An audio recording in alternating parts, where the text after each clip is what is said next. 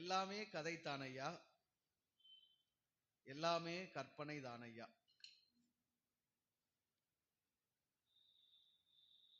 வேத மதங்களிலே எழுதப்பட்ட கடவுள் கருத்து எல்லாமே கதை தானையா. வேத மதங்களிலே எழுதப்பட்ட கடவுள் கருத்து எல்லாமே கதை தானையா. எண்ணி பார்த்தா எல்லாமே கற்பனை தானையா.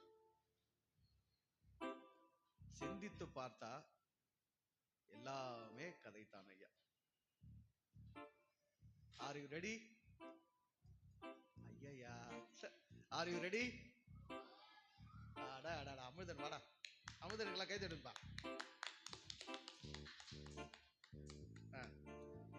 எல்லாமே கதை தானையா, எல்லாமே கற்பனை தானையா, எல்லாமே கதை தானையா, எல்லாமே கற்பனை தானையா. வேத மதங்களிலே எழுதப்பட்ட கடவுள் கருத்து எல்லாமே கதை தானையா. எண்ணி பார்த்தா எல்லாமே கற்பனை தானையா. சிந்தித்து பார்த்தா எல்லாமே கதை தானையா. எல்லாமே கதை தானையா, எல்லாமே கற்பனை தானையா. பாடுங்க. எல்லாமே கதை தானையா, எல்லாமே கற்பனை தானையா. வேத மதங்களிலே எழுதப்பட்ட கடவுள் கருத்து எல்லாமே கதை தானையா. எண்ணி பார்த்தா எல்லாமே கற்பனை தானையா. சிந்தித்து பார்த்தா எல்லாமே கதை தானையா. எல்லாமே கதை தானையா, எல்லாமே கற்பனை தானையா.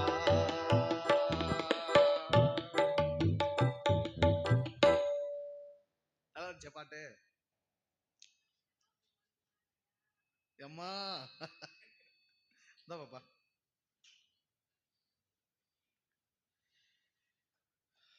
உலகம் முழுவதிலும் பல்வேறு இனங்கள், பல்வேறு மதங்கள், பல்வேறு வேத எழுத்துக்கள், பல்வேறு விதமான கடவுள் பற்றிய கருத்துக்கள் எல்லாத்தையும் கொஞ்சம் நிதானமா விருப்பு வெறுப்பில்லாம எண்ணி பார்த்தா, சிந்தித்து பார்த்தா எல்லாம் வெறும் கதைகளே. எல்லாம் வெறும் கதைகளே.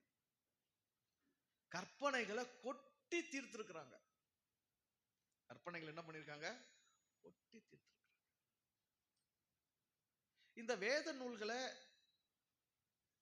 யார் எழுதுனாங்களோ அந்த காலத்துல அவங்களுடைய கற்பனை வளம்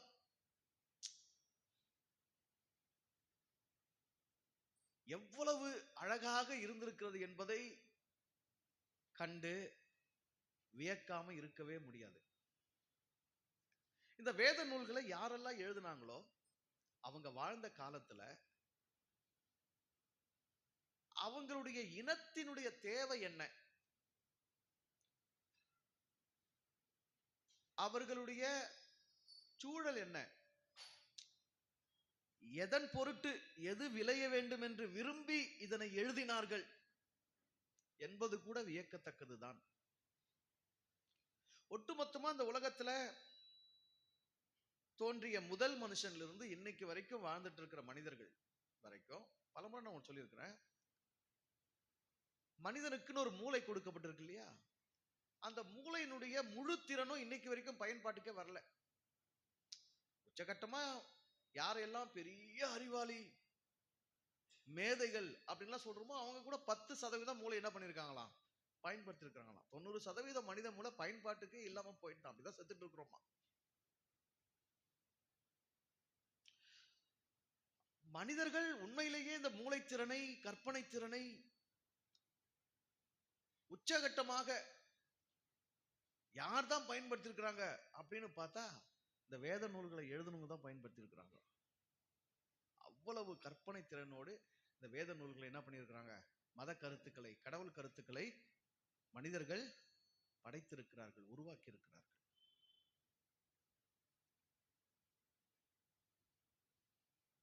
எங்கேயோ ஒரு சிலர் கடவுள் பற்றிய இவ்வாறான கதைகளை, கற்பனைகளை, எழுத்துக்களை எழுதினார்கள், பதித்திருக்கிறார்கள், புத்தகமாக்கி இருக்கிறார்கள், நூல்களாக வடித்திருக்கிறார்கள். அந்த ஒரு சில நூல்களில் ஒட்டுமொத்த மனித இனமும் அடைக்கப்படுகிறது. சத்தம் கொஞ்சம் குறைச்சிப்பா.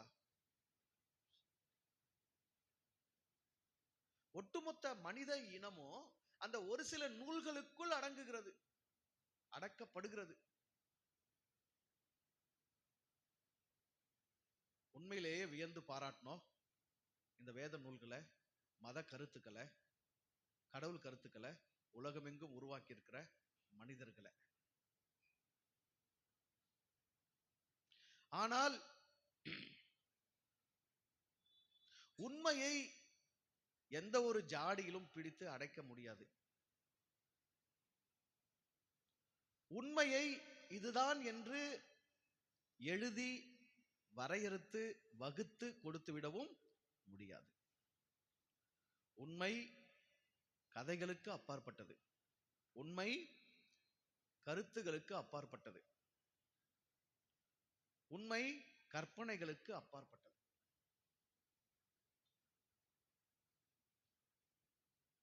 உண்மையை உண்மையிலேயே உணர்ந்து கொள்ளும் உள்ளமுடையவர்கள் உலகத்தில் வெகு குறைவான பேர்.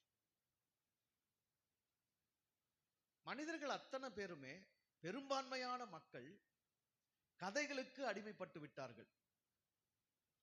240 கோடிக்கும் மேலான மக்கள் கிறிஸ்தவ மத கதைகளில் அடிமைப்பட்டு போயினர். 150 கோடிக்கும் அதிகமான மக்கள், உலக மக்கள் இஸ்லாமிய கதைகளுக்கு அடிமைப்பட்டு போயினர். 100 கோடி மக்கள் இந்து மத கதைகளுக்கு அடிமைப்பட்டு போயினர்.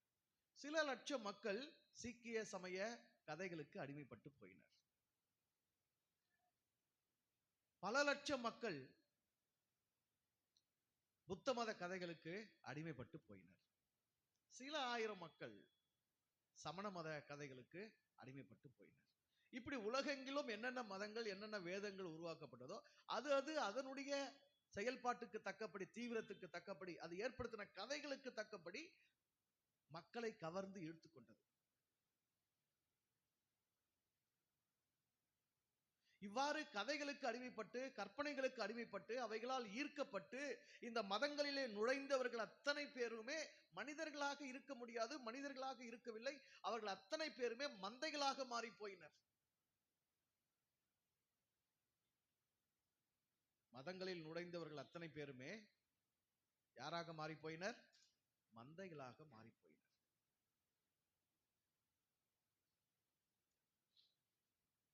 உலக இனங்களிலே, உலக மொழிகளிலே, உலகத்தில் உள்ள பல்வேறு இலக்கியங்கள், பல்வேறு மறைகளிலே இறை என்னும் கருத்தை, இறை என்னும் உண்மையை, கடவுள் என்னும் அந்த ஒரு பேர் உண்மையை உண்மையிலேயே இருக்கிறபடியே சொல்லும் மறைதான் எது? அப்படி ஏதாவது இருக்கிறதா?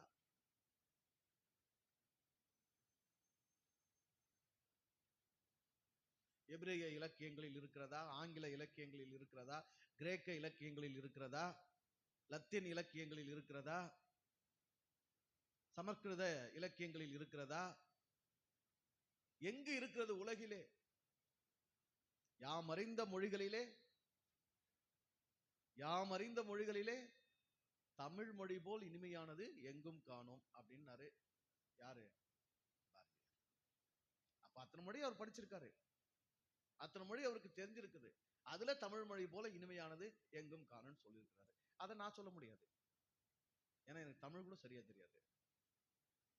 அப்ப நான் என்ன சொல்ல முடியும்? யாமறிந்த இறையியலிலே, யாமறிந்த இறையியலிலே தமிழ் இறையியல் போல் எங்கும் காணும். சொல்லதானே? வச்சு நான் என்னதான் குப்பை கொட்ட போறேன்னு தெரியல. எதுக்கு உணர்ச்சி வசப்படணுமோ அதுக்கு உணர்ச்சி வசப்படுறதே கிடையாது. சாமி இன்னைக்கு ஒரு பாட்டு பாட சொன்னேன். சிலைகளுக்கு முன் நிற்கின்றாய், என்னென்னமோ செய்கின்றாய் அப்படின்ற மாதிரி. உண்மையிலேயே உலகத்துல யாரும் சிலைகளுக்கு முன்னாடி போய் நிக்கிறாங்களோ இல்லையோ, வாரத்துக்கு ஒரு நாள் சிலைகளுக்கு முன்னாடி நின்று சிறப்புரை ஆற்றுகிற ஒரே ஆள் யார் தான்?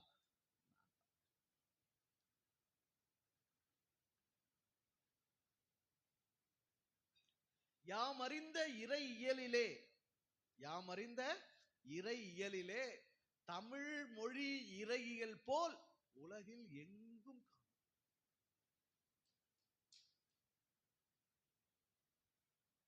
மற்றதெல்லாம் கதைகள், மற்றதெல்லாம் கற்பனைகள், மற்றதெல்லாம் அவர்கள் தேவைகளின் பொருட்டு ஒரு நோக்கத்தை வைத்து அதற்கு ஏற்றபடி கடவுள் கருத்தை அவர்கள் உருவாக்கி கொண்டார்கள். மோசே தன்னுடைய இனம் மக்களை ஒரு குறிப்பிட்ட நோக்கத்திற்காக, லட்சியத்திற்காக வழிநடத்த வேண்டும் என்று அதற்கேற்ற ஒரு கடவுள் கருத்தை உருவாக்கி கொண்டான். பல்வேறு நாடுகளில் இருந்து, பல்வேறு கதைகளில் இருந்து, பல்வேறு கற்பனைகளில் இருந்து, பல்வேறு இன மக்களின் வழிபாட்டு முறைகளில் இருந்து அங்கொன்றும் இங்கொன்றுமாக எடுத்து உருகி அதனை சேர்த்து ஒரு புது மதத்தை, ஒரு புது கருத்தை உருவாக்கி அதனை அந்த மக்களுக்கு கொடுத்ததின் வழியாக அந்த மக்களை கட்டுப்படுத்தி, அவர்களை ஒன்றுபடுத்தி, அவர்கள் சக்தியை, அவர்கள் ஆற்றலை திரட்டி ஒரு லட்சியத்தை அடைவதற்கு நேராக அவர்களை வழிநடத்தினான். ஆகவே அந்த கடவுள் கருத்து உருவாக்கப்பட்டது.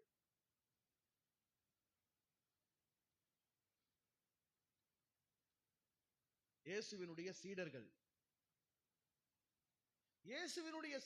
இயேசு உயிரோடு இருந்த போது அவர் மீது இவர்கள் சார்த்தி, அவர்கள் மீது இவர்கள் போர்த்தி நிறைவேற்றிக் கொள்ள முடியாத ஒரு தோல்வி. இயேசுவை கிறிஸ்து என்று நம்பினார்கள், இயேசுவை மேசியா என்று கருதினார்கள். அந்த இயேசுவை கொண்டு தங்களுக்கான ராஜ்யத்தை அடைந்துவிட வேண்டும் என்று அவர்கள் விரும்பினார்கள், முயற்சித்தார்கள். ஆனால் அது முடியாமல் தோல்வியுற்று போனது.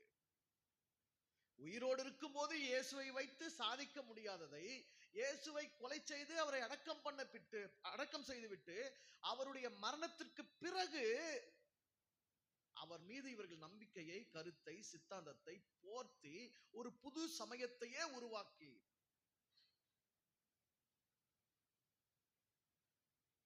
இயேசுவை கிறிஸ்து ஆக்கினதின் வழியாக கிறிஸ்தவம் என்கிற ஒரு மதத்தை உருவாக்கி அவர்கள் தங்களுடைய கிறிஸ்து சித்தாந்தத்தை நிறைவேற்றிக் கொள்ள முயற்சித்து வந்தார்கள்.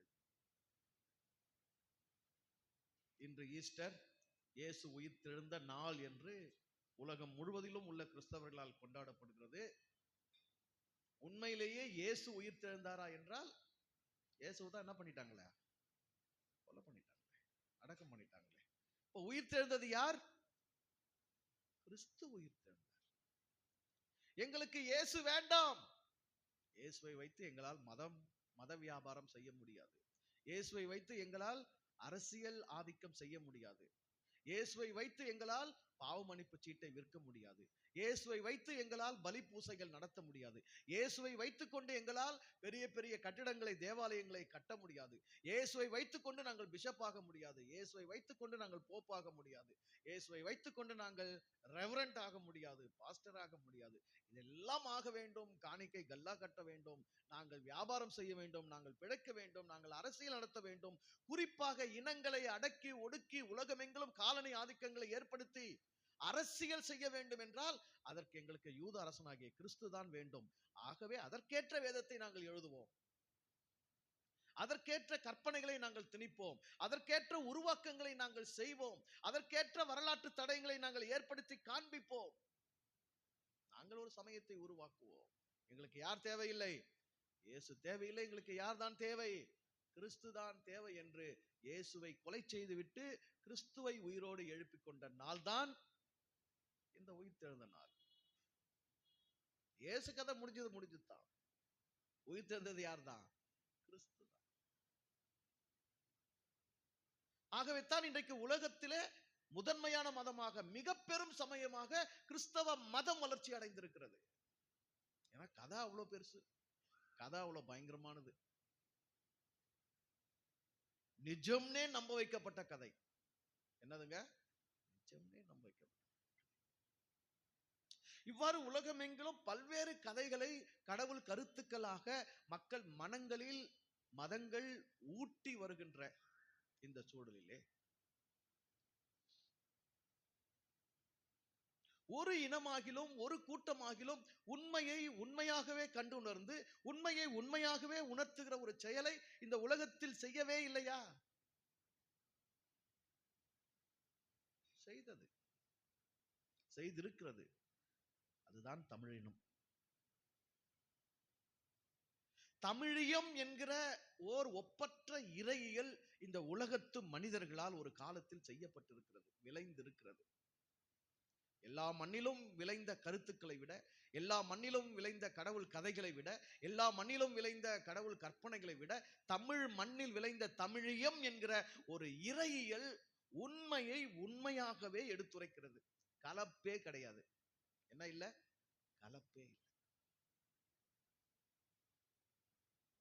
மல்லியும் இந்த கேள்வி கேட்டாரு, மற்ற சில அன்பர்களும் இந்த கேள்வி கேட்டாங்க. எல்லாம் புரியுது, பைபிளை பற்றி நீங்க சொல்றது எல்லாம் புரியுது, இந்த வேறுபாடுகள்லாம் புரியுது, இயேசுவை கிறிஸ்துவாக்குனாங்கன்னு புரியுது, எகோவா வேறு பிதா வேறு புரியுது, எல்லாமே பொய்யும் புனைவுமா நிறைய புழுகுகளை செஞ்சு இந்த மதங்களை செஞ்சிருக்கிறாங்கன்னு புரியுது. ஆனா இது எல்லாம் உண்மைங்கிறதுக்கு நம்ம கிட்ட என்ன ஆதாரம் இருக்குது? இதெல்லாம் உண்மை என்பதற்கு நம்மிடத்தில் என்ன ஆதாரம் இருக்கிறது? கடவுள் உண்மையிலேயே இன்னது என்பதை உணர்ந்து கொண்ட அந்த வெளிச்சம் தான் ஆதாரம். அந்த வெளிச்சத்தை பைபிள் மேல அடிச்சா அதுல உள்ள புழுகெல்லாம் தெரியுது, அந்த வெளிச்சத்தை குரான் மேல அடிச்சா அதுல உள்ள புழுகெல்லாம் தெரியுது, அந்த வெளிச்சத்தை பகவத்கீதை மேல அடிச்சா அதுல உள்ள புழுகெல்லாம் தெரியுது, அந்த வெளிச்சத்தை எந்த மதத்தின் மேல இந்த உலகத்தில் இதுவரை சொல்லப்பட்டிருக்கிற எந்த கடவுள் பற்றிய எழுத்துக்கள் மேல அடிச்சாலும் அது உண்மையா பொய்யாங்கிறது இந்த வெளிச்சத்தில் அகப்பட்டு போகுது. உண்மையிலேயே வெளிச்சம் என்பது என்ன? கடவுள் உண்மையிலேயே என்னவாக இருக்கிறது என்கிற உண்மையை நாம் உணர்ந்து கொண்ட அந்த வெளிச்சம் தான் நமக்கான வழிகாட்டுதல். எல்லாத்தையும் எதில் தான் வச்சு பார்க்கணும்? அந்த வெளிச்சத்தில் தான் வச்சு பார்க்கணும். இப்போது அந்த வெளிச்சம் என்ன சொல்லுகிறது? அகர முதல எழுத்தெல்லாம் ஆதி பகவன் முதற்றே உலகு என்கிறது. இது ஒரு தமிழியம், இது ஒரு இறையியல். இது என்ன சொல்லுகிறது? எழுத்துகளுக்கெல்லாம் முதன்மையாக இருப்பது போல உலகுக்கெல்லாம் ஆதி பகவன் இறைவன் முதன்மையானவனாக இருக்கின்றான்.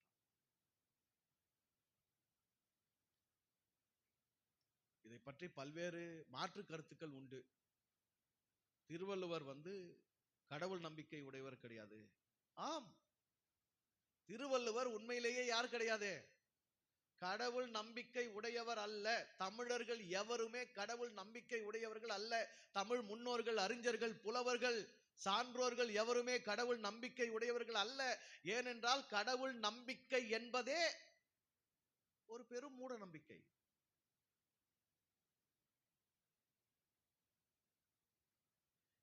எப்படி இது உண்மை அப்படி நம்ம புரிஞ்சுக்கிறது? ஒண்ணும் இல்ல. எங்க எல்லாம் நம்புங்கன்னு சொல்றாங்களோ அங்கெல்லாம் நீங்க என்னன்னு புரிஞ்சுக்கணும்? இது இது இது சந்தேகிக்கப்பட வேண்டியது, இது உண்மை அல்ல, இது கோளாறு அப்படின்னு நீங்க புரிஞ்சுக்கணும். பைபிள் முழுக்க என்னங்க அடிப்படை? பைபிள் முழுக்க அடிப்படை என்ன? விசுவாசி. என்னாசி? விசுவாசி. கிறிஸ்தவத்தினுடைய ஒட்டுமொத்த அறிக்கையும் என்னதாங்க? விசுவாச அறிக்கை. என்ன அந்த விசுவாச அறிக்கை? சொல்லுங்க. வானத்தையும் பூமியும் படைத்த சர்வ வல்லமையுள்ள பிதாவாகிய தேவனை விசுவாசிக்கிறேன். போடுங்க. என்னது? விசுவாசிக்கிறேன். அவருடைய ஒரே பேரான குமாரனாகிய நம்முடைய நாதர் இயேசு கிறிஸ்துவையும் விசுவாசிக்கிறேன். அவர் கன்னி மரியாளிடத்தில் உற்பவித்து பிறந்ததை விசுவாசிக்கிறேன். அவர் பொந்தி பிலாத்தின் காலத்தில் பாடுபட்டதை விசுவாசிக்கிறேன். அவர் சிலுவையில் அறையுண்டு மரித்து அடக்கம் பண்ணப்பட்டதை விசுவாசிக்கிறேன். மூன்றாவது நாள் மரித்தோரிடத்திலிருந்து எழுந்தருளினதை விசுவாசிக்கிறேன். அவர் பரத்துக்கேறி சர்வ வல்லமையுள்ள பிதாவாகிய தேவனுடைய வலது பாரசத்தில் வீற்றிருக்கிறார் என்பதை விசுவாசிக்கிறேன். அவ்விடத்திலிருந்து உயிருள்ளோரையும் மரித்தோரையும் நியாயம் தீர்க்க வருவார் என்பதை விசுவாசிக்கிறேன். விசுவாசிக்கிறேன் விசுவாசிக்கிறேன் விசுவாசிக்கிறேன் விசுவாசி விசுவாசி விசுவாசி என்று யாரெல்லாம் சொல்லுகிறார்களோ, எங்கெல்லாம் எழுதியிருக்கிறார்களோ, எதை பற்றி எல்லாம் சொல்லுகிறார்களோ அவைகள் அத்தனையுமே அகற்றப்பட வேண்டியவைகள் தான். ஏனென்றால் உண்மை நம்பிக்கைக்கும் விசுவாசத்துக்கும் உரியவைகள் அல்ல, உண்மை அறிதலுக்கும் அனுபவத்துக்கும் உரியவைகள். நான் இருக்கிறேங்கிறத நீங்க என்ன பண்ண வேண்டியதில்லை, விசுவாசிக்க வேண்டியதில்லை. என்ன நீங்க தொட்டு, நான் பேசுறதை நீங்க கேட்டு, என் வாசத்தை நீங்க நுகர்ந்து, இல்ல என் நாற்றத்துல நீங்க மயக்கடிச்சு விழுந்து, ஏதோ ஒண்ணு என்ன பண்ண முடியும், நீங்க அனுபவிக்க முடியும். என்ன நீங்க அறிய முடியும். கடவுள் இருக்கிறது உண்மை என்றால், கடவுளின் இருப்பு என்பது சத்தியம் என்றால், அதனை ஏன் விசுவாசிக்க வேண்டும், ஏன் நம்ப வேண்டும்? நம்பிக்கைக்கு அங்கு அவசியம் என்ன? நாம ஒட்டு மொத்தமா எதுலங்க ஏமாந்து போறோம்? நம்பிக்கையில் தானே ஏமாந்து போறோம்.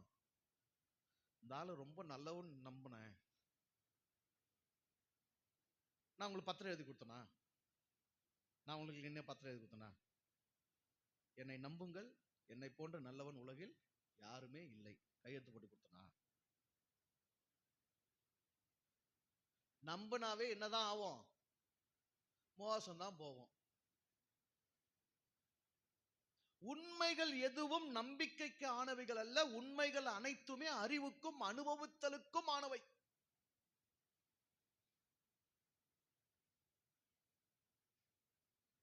யோவான் 17:3 இயேசுநாதர் ஒன்றான மெய்தேவனாகிய உம்மையும் நீர் அனுப்பினவராகிய குமாரனையும் அறிவதே நித்திய ஜீவன். விசுவாசிப்பது நித்திய ஜீவன் இல்ல, என்னது? அறிவது நித்திய ஜீவன். அறிவுக்கானது, அனுபவத்திற்கானது. மனுஷ பிறவி எதுக்குங்க? அறிவின் உச்சக்கட்ட பிறவி, அப்படிதானே? ஓரறிவு, 2 அறிவு, 3 அறிவு, 4 அறிவு, 5 அறிவு, மனிதர்கள் 6வது அறிவு. அப்போ உங்களுக்கான இறை வெளிப்பாடு, நமக்கான இறையினுடைய தத்துவங்கள் அத்தனையுமே உண்மையானவை. அவை அறிதலுக்கும் அனுபவத்துக்கும் ஆனவைகள். அவைகளிலே என்ன இல்லை? விசுவாசம் இல்லை, நம்பிக்கை இல்லை, தேவையில்லை. அதனால தமிழர்கள், தமிழ் முன்னோர்கள், திருவள்ளுவர் கடவுள் நம்பிக்கையாளர் அல்ல, அவர் கடவுள் உணர்வாளர். அவர் யாரு? கடவுள் உணர்வாளர். ஏன் நம்பணும்? ஏன் நம்பணும்? கொரிந்தியர்ல பவுல் இப்படி எழுதுறாரு, கிறிஸ்து உயிர்த்தெழாதிருந்தால், கிறிஸ்து எழுந்திருக்காவிட்டால் உங்கள் விசுவாசம் வீணானதுன்னு எழுதுறாரு. நான் சொல்றேன் பாரு, கிறிஸ்தவர்கள் விசுவாசிக்காவிட்டால் கிறிஸ்துவின் உயிர்த்தெழுதல் என்பதே வீணானதுதான். கிறிஸ்துவின் உயிர்த்தெழுதல் என்பது எதுல நிலை நின்று இருக்குது? விசுவாசத்துல என்ன இருக்குது? அப்பப்போ அந்த விசுவாசம் அவங்களுக்கே சந்தேகம் ஏற்படுத்தும், அப்பப்போ அவங்களே அதுல சோர்ந்து போயிடுவாங்க, அப்பப்போ அவங்களுக்கே அதுல கேள்விக்குறி ஆயிடும். அப்பவெல்லாம் அவங்க அவங்களுக்கே காட்டிக்கிற ஆதாரம் என்ன தெரியுமா? கல்லறை காலியாக இருக்கிறது. என்ன உலகமாக ஆதாரம், என்ன உலகமாக ஆதாரம்? நேற்று நான் இந்த ஆடு மரித்தது, சிங்கம் உயிர்த்தது அப்படிங்கிற செய்திய, ஒரு மகிழ்ச்சியான செய்தி. உங்களுக்கு எது மகிழ்ச்சி? உங்க மகிழ்ச்சி உங்க மகிழ்ச்சி, யா மகிழ்ச்சி யா மகிழ்ச்சி. அதனால யா மகிழ்ச்சி உங்க மகிழ்ச்சி இல்ல, உங்க மகிழ்ச்சி யா மகிழ்ச்சியா இருக்குமான்னு தெரியல. பழைய வாட்ஸ்அப் நம்பர் நேத்து புதுசா திரும்ப ஓபன் பண்ணி கொடுத்துட்டான், சரியா? அதுல நானு போட்டிருந்தேன், இந்த ஆடு மரித்தது, சிங்கம் உயிர்த்தது அப்படிங்கிற ஸ்டேட்டஸ் போட்டிருந்தேன். ஒருத்தர் சென்னையில இருந்து அதுக்கு பதில் போட்டுக்கிறாரு, பெரிய வீடியோ போட்டுக்கிறாரு. கல்லறை காலியா இருக்கிறது, அங்க போய் தேடினாங்க, அவர் இல்ல அப்படின்னு ஆதாரத்தை. இதை தவிர வேற என்னங்க கொடுக்க முடியும்?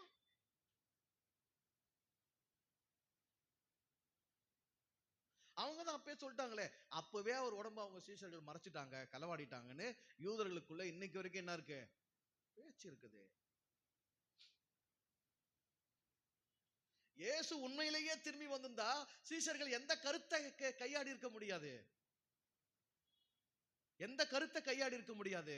கிறிஸ்து என்னும் கருத்தை கையாடல் செய்திருக்க முடியாது. அதை அவங்க கையில் எடுத்திருக்கவே முடியாது.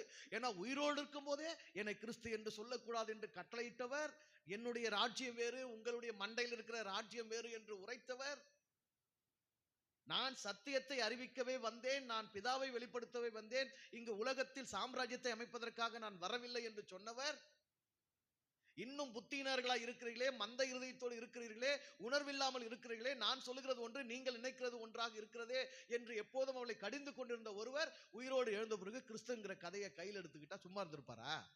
மண்டை மேலே போட்டுப்பாரு. இல்லைன்றதுனால்தான் அவருக்கு எது இல்லையோ, அவர் எதை வேணானாரோ அதை எடுத்து இன்னைக்கு வரைக்கும் அவங்களால என்ன பண்ண முடியுது? ஆட முடியுது. உண்மையிலேயே வந்திருந்தா அதை என்ன பண்ணிருக்க முடியாது, இவங்க கையில் எடுத்திருக்கவே முடியாது. இன்னொரு வகையில இயேசுவை கொலை பண்ணது யாருக்கே சாதகம் தான்? சீடர்களுக்கே சாதகம் தான். நிறைய நேரம் நான் இல்லைன்னா நீங்க ரொம்ப சந்தோஷமா தானே இருக்கிறீங்க. இந்த வாரம் எங்க வெளியே போயிட்டாரா? இங்க இல்லையா? அப்பா சாமி, லேட்டா பதற்றமா அங்க வரைக்கும் வந்து கூட என்ன சத்தம் காணும், ஆள் இல்லையா? ஆமா வெளியே எங்க போயிட்டு அப்படின்னு கொஞ்சம் செருப்பு பண்ணி தான்மா கேட்டு உள்ள வரலாம்ல, பாடுறது கொஞ்சம், அது எல்லாமே நல்லா இருக்கும். அப்படித்தானே 3 வருஷம் படாத பாடுபட்டாங்க சீஷர்கள், முடியல. ஆக கடவுளுடைய இருப்புக்கு, உண்மையினுடைய இருப்புக்கு, உண்மை உண்மையிலேயே இப்படித்தான் இருக்கிறது என்றால் அதற்கு நம்பிக்கை தேவையில்லை. அதனை அறியணும், அதனை அனுபவிக்கணும். அதனால திருவள்ளுவர் கடவுள் நம்பிக்கையாளர் அல்ல. தமிழ் புலவர்கள், தமிழ் அறிஞர்கள், தமிழியம் என்னும் இறையியலை உருவாக்கி கொடுத்தவர்கள் யார் கிடையாது? கடவுள் நம்பிக்கையாளர்களே கிடையாது. அதனால தைரியமா சொல்லலாம், தமிழர்களுக்கு கடவுள் நம்பிக்கை கிடையாது. தமிழ் சான்றோர் திரு அவைக்கு என்ன கிடையாது? கடவுள் நம்பிக்கை கிடையாது. நாங்கள் அத்தனை பேரும் யார்தான்? கடவுள் உணர்வாளர்கள். என் பசியை நான் உணர்கிறேன், என் தாகத்தை நான் உணர்கிறேன், என் தூக்கத்தை நான் உணர்கிறேன், என் காமத்தை நான் உணர்கிறேன், என்னுடைய உணர்ச்சிகளை நான் வெளிப்படுத்துகிறேன். இவைகள் எல்லாம் என் உடலில் எனக்குள் இயல்பாக நிகழ்கிறது. அதுபோன்று என்னை படைத்த ஒருவன் எனக்குள்ளே இருக்கிறான், இந்த உலகத்தை படைத்த ஒருவன் எனக்கு தெரிகிறான் என்பது என்னுடைய உணர்வு. அந்த உணர்வை உனக்கு என்ன பண்ண முடியாது? நானு எடுத்து காண்பிக்க முடியாது.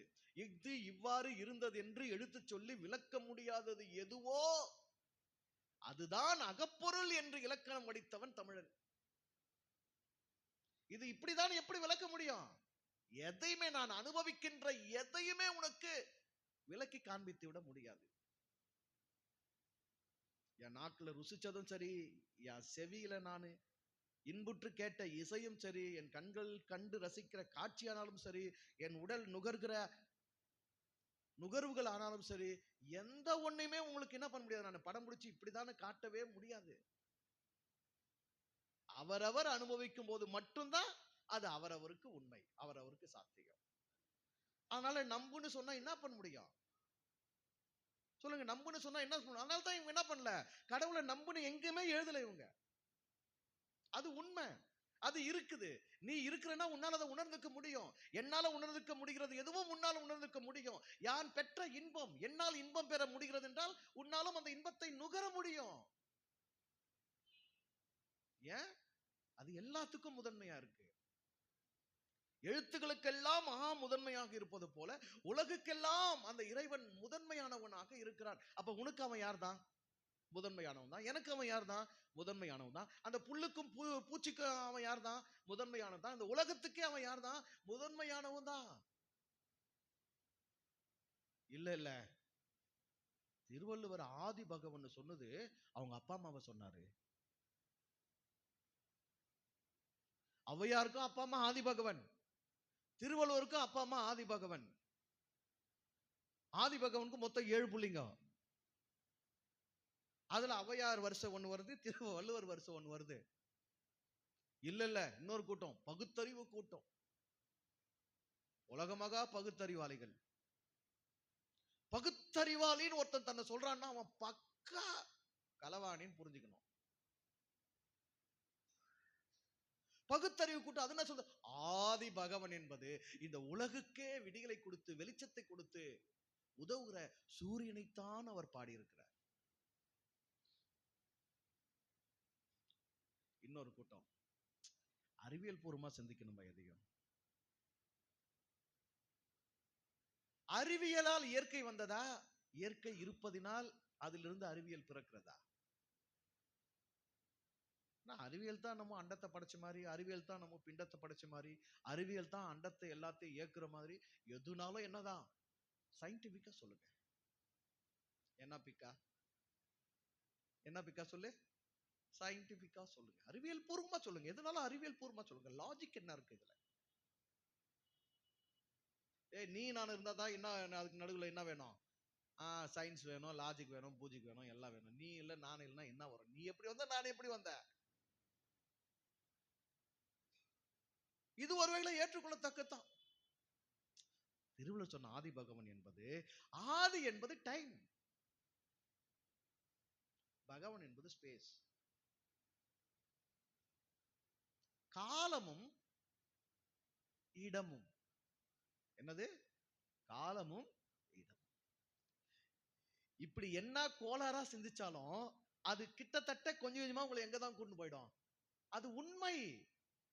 அகர முதல எழுத்தெல்லாம் ஆதி பகவன் முதற்றே உலகு என்பது உண்மையை உண்மையின்படியே எடுத்து எம்பும் தமிழ் இறையியல், அது தமிழியம். ஆகவே நீ இது எந்த கோணத்துல அணுகினாலும் சரி, பகுத்தறிவு கோணத்துல போ, பாதி பாதி போயிடுவ, கிட்ட போயிடுவ. நீ அறிவியல் கோணத்துல போ, அதுலயும் கொஞ்சம் கிட்ட போயிடுவ. இல்ல இது அவங்க அப்பா அம்மா அப்படின்னு வரலாற்று பூர்வம் போ, அங்கே நீ போயிடு. எப்படி போனாலும் உண்மை தனக்கு நெருக்கமா உன்னை இழுத்துக்கொள்ளும். ஏன் திருவள்ளுவருக்கு அப்பா அம்மா ஆதி பகவன்னா, எனக்கும் அப்பா அம்மா யார் தான்? உலக பொதுமறையா உலகம் முழுவதற்குமான மனித வாழ்வியலுக்கும் உயிர் நேயத்துக்கும் அற தன்மைக்குமான இத்தனை பெரிய இலக்கியத்தை வகுத்து கொடுத்தவன் இறையை தன்னுடைய தாயாக தந்தையாக பார்ப்பதில் என்ன கிடையாது, ஆச்சரியம் கிடையாது. முதன்மை புரிதலே அதுதானே. எவ்வளவு பெரிய அறிவை, அறத்தை, ஒழுக்கத்தை, நீதியை, இலக்கியத்தை படைக்கிற ஒருவனுக்கு இந்த புரிதல், இந்த முதன்மை சிந்தனை இருந்தால் தானே இதெல்லாம் விளையும். எனக்கு அப்பா அம்மா பூமியில ஒரு ஆணா பெண்ணா வேற யாரா என்னமா இருந்தாலும் உண்மையிலேயே என்னுடைய நேரடி பெற்றோர் தாயும் தந்தையுமான அந்த கடவுள் தான், ஆதி பகவன் தான் என்னுடைய தாய் தந்தை என்கிற புரிதல் வந்தா தாங்க. அதுக்கப்புறம் விளைஞ்ச 1329 வருமா, 1330, 1330 ஒண்ணு குறைஞ்சா 1329. 1229. நான் என்ன பண்றது, எனக்கு வந்து வர கணக்கு அவள் தான். ஆமா, எதெல்லாம் கணக்கு பண்ணுமோ அதெல்லாம் கணக்கு பண்றது இல்லை. என்கிட்ட என்ன சிக்கலோ அதை மட்டும் கணக்கு பண்ணி வச்சுக்கிறது. உலகமே அப்படித்தானே. சரி போட்டோம், வச்சுங்க. 1329 குறளை அவன் பின்பாக படைக்க வேண்டும் என்றால் அதற்கு முதன்மையாக அவனுக்கு இருக்க வேண்டிய புரிதலும் உணர வேண்டிய உண்மையும் ஆதி பகவன் என்னுடைய பெற்றோர்.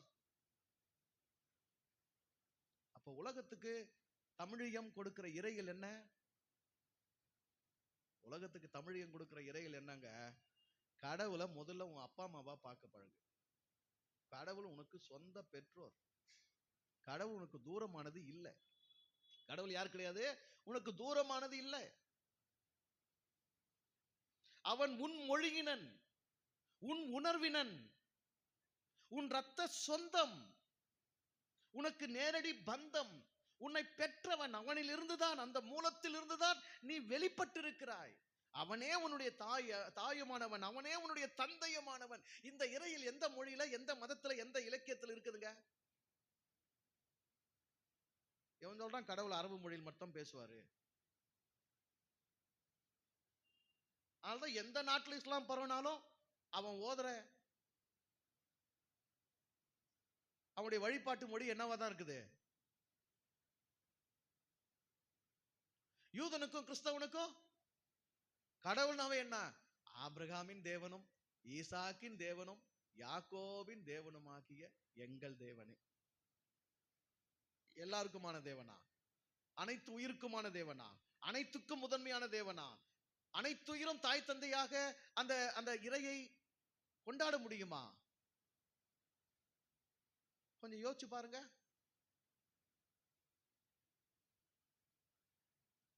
ஆதி பகவன். அறிவியல் பூர்வமா அது ஸ்பேஸ், அது டைம் அப்படின்னாலும் அதுதான் உண்மை, அதுவும் சரிதான், அதுவும் உண்மைக்கு நெருக்கமானதுதான். ஆதியிலே வார்த்தை இருந்தது. ஆதியிலே, ஆதி என்பது என்ன? டைம், காலம். இருந்தது என்பது என்ன? எது ஒண்ணு இருக்கிறதுக்கும் என்ன வேணும்? ஒரு ஸ்பேஸ் வேணும், ஒரு இடம் இருக்கணும். இடம் இருந்தா தான் நீங்க இருக்க முடியும், இடம் இருந்தா தான் நான் இருக்க முடியும், இடம் இருந்தா தான் இந்த பூமி இருக்க முடியும், இடம் இருந்தா தான் இந்த அண்டம் இருக்க முடியும், இடம் இருந்தா தான் இந்த சராசரம் இருக்க முடியும், இடம் இருந்தா தான் இந்த புவனம் இருக்க முடியும், இடம் இருந்தா தான் இந்த பிரபஞ்சம் இருக்க முடியும். அப்ப எல்லாத்தையும் வைக்கிறதுக்கு ஒரு இடம் வேணும் இல்ல? இப்ப ஆதியிலே நாம் அறியாது இருந்த காலத்திலே ஸ்பேஸ் இருந்தது. அதுல என்ன இருந்தது? வார்த்தை இருந்தது. அகர முதல எழுத்தெல்லாம், எழுத்துக்களுக்கெல்லாம் முதன்மையானது. சரி, ஆனா எழுத்து முதன்மையானதா? எழுத்து முதன்மையானதா? இல்ல. எழுத்து தெரிவு, எழுத்து காட்சி, எழுத்து காண்பிப்பதற்காக உருவாக்கப்பட்ட வரி வடிவம். ஆனா இந்த வடிவத்துக்கு முன்பான ஒரு நிலை இருக்குது. அதுதான் என்னது? ஒலி, ஓசை, சப்தம், நாதம். அப்ப இந்த உலகம் ஒன்று இருக்கிறது, இந்த உலகம் உனக்கு தெரிகிறது, இது உனக்கு இது காண்பிக்கப்பட்டிருக்கிறது. ஆனால் இது ஒரு வடிவம், இது உருவாக்கப்பட்டு உனக்கு காண்பிக்கப்படுகிறது. இதனுடைய ஆதி நிலை என்ன? நான் இருக்கிறேன்னா என்னுடைய ஆதி எது?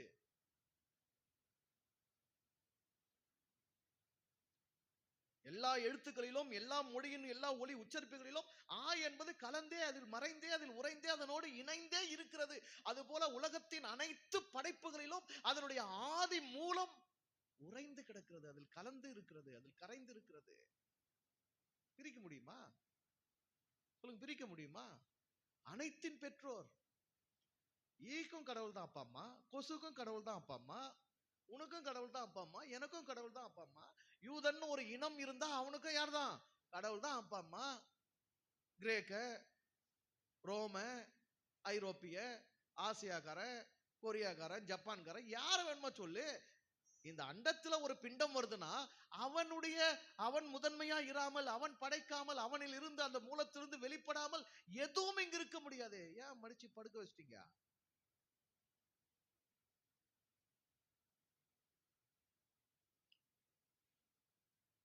புரிய முடியுதா பாருங்க. என்ன இறையிலை வகுத்திருக்கிறான் தமிழன். பேரே எழுதலைங்க. அவன் என்ன பண்ணல? பேரே எழுதல.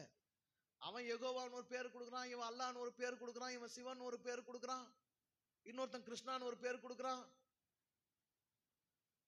இன்னொருத்தன் நல்லதுக்கு ஒண்ணு இருக்குது, ஒரு சக்தி இருக்குது, கெட்டதுக்கு ஒரு சக்தி இருக்குது, ரெண்டு எப்பவுமே சண்டை போட்டு இருக்குதுன்றான், அதான் கடவுளுக்கு அர்த்தம்ன்றான் இன்னொருத்தன். இப்படி அவாவா என்னென்னமோ கொடுக்கும் போது இவன் அனைத்து உயிர்களுக்குமான மூலமானவன் இறைவன் என்கிற உண்மையை உணர்த்துகிறான். ஒரு பேர் வைக்கல, ஏன்னா பேர் வைக்க முடியாது. வானத்திலிருந்து மழை பெய்கிறது, மலையிலிருந்து நதி உருவாகிறது, அந்த நதி கடலை சென்று அடைகிறது. அப்படின்னா அது பெரும் இயக்கத்துல என்ன பண்ணிட்டே இருக்கு? ஓடிட்டே இருக்குது. எந்த இடத்தை நீ பிடிச்சி அதுக்கு என்ன வடிவம், அதுல என்ன இருக்குது, அங்க என்ன இருக்குது, எதுனா குறிக்க முடியுமா? ஆராய்ச்சி பண்ண முடியுமா? என்ன ஒரு நதியினுடைய ஓட்டத்தையே நொடிக்கு நொடி இத்தனை வேகத்தில் ஓடிக்கொண்டிருக்கும், அதனையே நம்மால் இதுதான் குறிப்பிட்டு சொல்ல முடியாது. இறை என்பது எத்தனை பெரிய பேர் இயக்கத்தில் இருக்கிறது. எழுத்துக்களுக்கெல்லாம் முதன்மையானது. சரி, மொத்தம் எத்தனை எழுத்து? தமிழ்ல மட்டும் சொல்லுங்க, மொத்தம் எத்தனை எழுத்து? 200. கொஞ்சம் சத்தங்கிறதே இல்லையாப்பா, ப்ளீஸ் சவுண்ட் ப்ளீஸ். 247 அக்கோடு சேர்த்து 47. சரி, 246 வச்சுக்கலாம். 246 எழுத்துக்களுக்கெல்லாம் ஆ முதன்மையானது. இந்த ஆவ முதன்மையா கொண்ட 246 எழுத்து, அந்த எழுத்து கொண்டு உருவாக்கப்பட்ட வார்த்தைகள், மொழி, இலக்கணம், இலக்கியம், இதனுடைய விரிவு, இதனுடைய நீட்சி, இதனுடைய பரவல், இதனுடைய அறிவு, இதனுடைய வெளிப்பாடு, இந்த மொழி எவ்வளவு செறிவானது. இந்த மொழியை முழுமையா படிச்சு, இதுதான் தமிழ், நான் தமிழை முழுமையாக கற்று தீர்ந்து விட்டேன் சொல்ல முடியுமா? சொல்ல முடியுமா? 246 எழுத்தை வச்சு கோடிக்கணக்கான புத்தகங்களை படைச்சிட்டான் மனுஷன். ஆனா எல்லாத்துக்கும் முதன்மை எது இருக்குது? இருக்குது. அப்படி உலகுக்கெல்லாம் முதன்மையானவன் அந்த இறைவன், அந்த மூலமானவன். அவன் எத்தனை கோடி உயிர்களா பரிணமித்திருக்கிறான்? எத்தனை கோடி உயிர்களா, எத்தனை கோடி படைப்புகளா, எவ்வளோ பெரிய பிரம்மாண்டமான பிரபஞ்சம். பிரம்மாண்ட அண்டமே பிரமிக்க செய்யுமே, செய்தவன் இல்லையேல் செயலற்று போகுமே. எவ்வளவு பெரிய பிரம்மாண்டமான அண்டம். இந்த அண்டம் முழுவதிலும் எத்தனை கோடி உயிர்கள், அவ்வளவையும் கற்று தீர்ந்து ஆராய்ந்து முடித்து, எல்லாத்துக்குள்ள அதனுடைய மூலமா, அதனுடைய இயக்கமா, அதனுடைய உயிரா, அதனுடைய அறிவு செறிவா, அதனுடைய ஆற்றலா, இறை எல்லா படைப்புக்குள்ளும் எவ்வாறு இருக்கிறது என்பதை இந்த மனித மூளை கற்று உணர்ந்திடத்தான் முடியுமா? 246 எழுத்த படிச்சோம் தானே. இதான் டக்குன்னு 246 எழுத்து வேகமா சொல்லுங்க பார்க்கலாம். சில பேர் சொல்லிடுவீங்க, காக்கா கேக்கு என்னமோ சொல்லுவீங்க. எனக்கெல்லாம் முடியாது சாமி. படிச்சேன்னு தெரியும், படிச்சப்போ மனப்பா கூட பண்ணியிருக்கிற, எழுதி முதல் மதிப்பெண் கூட எடுத்திருக்கிற. ஆனா இப்ப என்ன பண்ண முடியாது, சொல்ல முடியாது. இப்ப சொல்லலன்றதுனால என்கிட்ட எழுத்து இல்லைன்னு அர்த்தமா? 246 எழுத்து எனக்குள்ள இல்லைன்னு அர்த்தமா? அது என்னை விட்டு நீங்கி போயிடுச்சுன்னு அர்த்தமா? உணர்ந்தாலும் உணரவில்லை என்றாலும் தமிழை கற்ற, தமிழ் மொழியை படித்த, 246 எழுத்தை படித்த அத்தனை பேருக்குள்ள அது என்ன பண்ணுது, உள்ள இருந்துதான் இருக்குது. அதனால்தான் உங்களால அந்த எழுத்துக்களை படிக்க முடியுது. கால் ஆரம்பிச்சாலும் படிக்கிறீங்க, கீழே ஆரம்பிச்சாலும் படிக்கிறீங்க, கூல ஆரம்பிச்சாலும் படிக்கிறீங்க, கூல ஆரம்பிச்சாலும் படிக்கிறீங்க, கூ படிக்கிறீங்க, என்னென்னமோ கைக்கோ என்னமோ எல்லாமே படிக்க முடியுது இல்ல. அப்ப படிக்க முடியுதுன்னா என்ன அர்த்தம்? அது உங்களுக்குள்ள இருக்கு. கோர்வையா சொல்ல முடியாம இருக்கலாம், வரிசையை எழுத முடியாம இருக்கலாம், ஆனா அது உங்களை விட்டு என்ன செய்யல, நீங்கள. அப்படி இறை என்பதை நீங்கள் உங்களுக்கு அடுத்தவருக்கு எடுத்துக்காட்ட, விளக்கி சொல்ல முடிந்தாலும் முடியாமல் போனாலும், அது உங்கள் உயிரோடு, உங்கள் உணர்வோடு, உங்கள் தன்மையோடு அது கலந்து கரைந்து உங்களுக்குள்ளேதான் இருக்கிறது. உலகத்தின் எந்த படைப்பிலிருந்தும் இறையை பிரித்து விடவே முடியாது. அதனால அதுக்கு என்ன வைக்க முடியாது, இத்தனை பெரிய பேர் இயக்கத்தில் இருக்கும் அந்த இறைக்கு ஒரு குறிப்பிட்ட பேர் சொல்ல முடியாது. ஆதிங்கிறது பேரா? அது டைம், அது அனாதி, அது எல்லாத்துக்கும் முதன்மை, அது எல்லாத்துக்கும் மூலம், அது அதுல இருந்து தான் எல்லாம் பிறக்குது, அதுதான் எல்லாத்தையும் பெற்றெடுக்குது என்கிற தன்மையை குறிக்குது. அது என்ன கிடையாது, பேர் கிடையாது. பகவன் என்பது பேரா? அது ஒரு பொருள், அது ஒரு கருத்து, கடவுள் பற்றிய ஒரு கருத்து, ஒரு உண்மையை உனக்கு உரைக்கிறது. என்ன உண்மை? பகுக்க முடியாதவன். என்ன பண்ண முடியாது, பகுக்க முடியாது, பிளவுபடுத்தவே முடியாது. எங்கும் நீக்கமற நிறைந்திருக்கிறது, எல்லாம் அதற்குள் இருக்கிறது, எல்லாவற்றுக்குள்ளும் அவன் இருக்கிறான். ஆனால் பகுக்க முடியாதவன், பகுக்க முடியாத பறவெளி, வெட்டவெளி. ஆனால் தன்னை பல கோடி உயிரினங்களாக அவன் என்ன செய்து கொண்டிருக்கிறான், பகுத்து காண்பிப்பது போல வெளிப்படுத்தி காண்பித்துக் கொண்டிருக்கிறான்.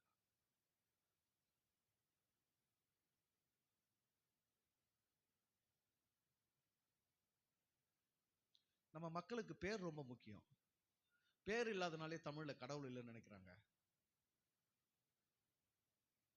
ஓருருவம் ஒரு நாமம் ஒன்றுமில்லானுக்கு 1000 திருநாமம் சொல்லி தெல்லென கொட்டோமோ. திருமந்திரத்துல திருமூலர். ஓருருவம் ஒரு நாமம் ஒன்றுமில்லாதவனுக்கு. ஏன்? எல்லா உருவமும் அவந்து, எல்லா நாமமும் அவந்து, எல்லா வெளிப்பாடும் அவன், எல்லாத்துக்கும் மூலமானவன் அவன், எல்லாத்துக்கும் ஆதியானவன் அவன், எல்லாத்துக்கும் அப்பா அம்மா அவன், அவன் தான் எல்லா உயிர்களாகவும் அவதாரம் எடுத்திருக்கிறான். இப்ப அவனுக்கு ஒரு பேர் என்ன பேர் வைப்ப?